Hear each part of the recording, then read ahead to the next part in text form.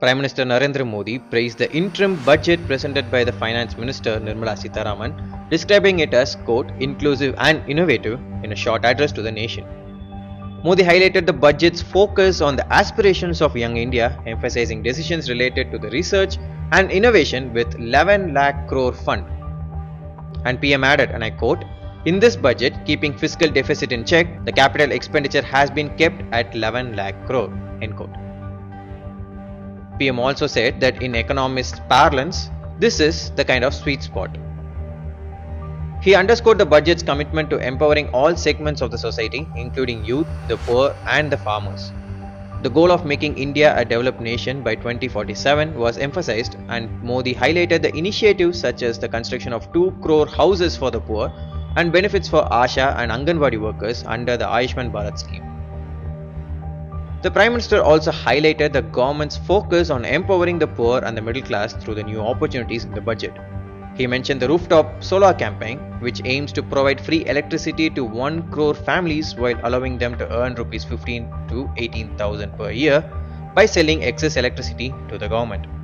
In contrast, the opposition criticized the budget, stating it lacked substance and implementation details, emphasizing rhetorical language over concrete measures. मेरे प्यारे देशवासियों, आज का ये budget interim budget तो है ही, लेकिन ये बजट इंक्लूसिव और इनोवेटिव बजट है।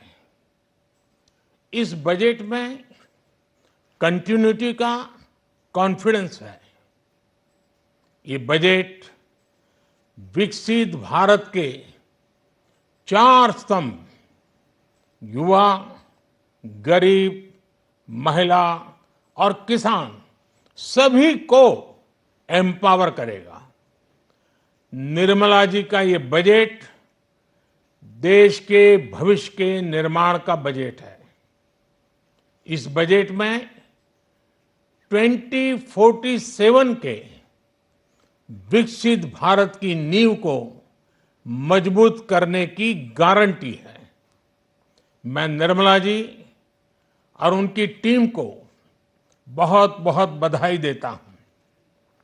साथियों, इस बजट में युवा भारत की युवा आकांक्षाओं का, भारत की यंग एस्पिरेशंस का प्रतिबिंब है। बजट में 2 महत्वपूर्ण निर्णय लिए गए हैं। रिसर्च और इनोवेशन पर 1 लाख करोड़ रुपए का फंड बनाने की घोषणा की गई है। बजट में स्टार्टअप्स को मिलने वाली टैक्स छूट के विस्तार का भी ऐलान किया गया है। साथियों, इस बजट में फिस्कल डेफिसिट को नियंत्रण में रखते हुए कैपिटल एक्सपेंडिचर को 11,11,111 करोड़ रुपए की ऐतिहासिक ऊंचाई दी गई है। अर्थशास्त्रियों की भाषा में कहें तो एक प्रकार से स्वीट स्पॉट है। इससे भारत में 21वीं सदी के आधुनिक इंफ्रास्ट्रक्चर के निर्माण के साथ ही युवाओं के लिए अनगिनत रोजगार के नए अवसर तैयार होंगे। बजट में वंदे भारत स्टैंडर्ड की 40,000 आधुनिक बोगियां बनाकर उन्हें सामान्य यात्री ट्रेनों में लगाने का ऐलान किया गया है। इससे देश के अलग अलग रेल रूट पर करोड़ों यात्रियों में आरामदायक यात्रा का अनुभव बढ़ेगा।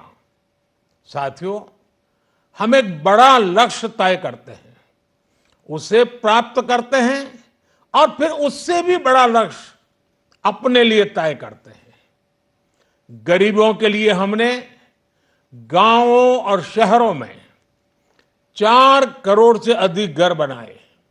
अब हमने 2 करोड़ और नए घर बनाने का लक्ष्य रखा है। हमने 2 करोड़ महिलाओं को लखपति दीदी बनाने का लक्ष्य रखा था। अब इस लक्ष्य को बढ़ाकर 3 करोड़ लखपति दीदी बनाने का कर दिया गया है। आयुष्मान भारत योजना ने गरीबों की बहुत मदद की है। अब आंगनवाड़ी और आशा वर्कर उन सबको इस योजना का लाभ मिलेगा। साथियों, इस बजट में गरीब और मध्यम वर्ग को एम्पावर करने, उनके लिए आय के नए अवसर बनाने पर भी बहुत जोर दिया गया है। रूफटॉप सोलर अभियान में 1 करोड़ परिवारों को सोलर रूफटॉप के माध्यम से मुफ्त बिजली प्राप्त होगी। इतना ही नहीं, सरकार को अतिरिक्त बिजली बेचकर लोगों को 15 से 20 हजार प्रति वर्ष की आय भी होगी और ये हर परिवार को होगी। साथियों, आज जिस इनकम टैक्स रेमिशन स्कीम की घोषणा की गई है, उससे मध्यम वर्ग के करीब 1 करोड़ लोगों को बड़ी राहत मिलेगी। पिछली सरकारों ने सामान्य मानवी के सिर पर दशकों से ये बहुत बड़ी तलवार लटका कर रखी थी। आज इस बजट में किसानों के लिए भी बहुत महत्वपूर्ण और बड़े निर्णय लिए गए हैं। नैनो डीएपी का उपयोग हो, पशुओं के लिए नई योजना हो, पीएम मत्स्य संपदा योजना का विस्तार हो और आत्मनिर्भर ऑयल सीड अभियान हो। इससे किसानों की आय बढ़ेगी और खर्च कम होगा। मैं एक बार फिर सभी देशवासियों को इस ऐतिहासिक बजट के लिए शुभकामनाएं देता हूं। बहुत बहुत धन्यवाद।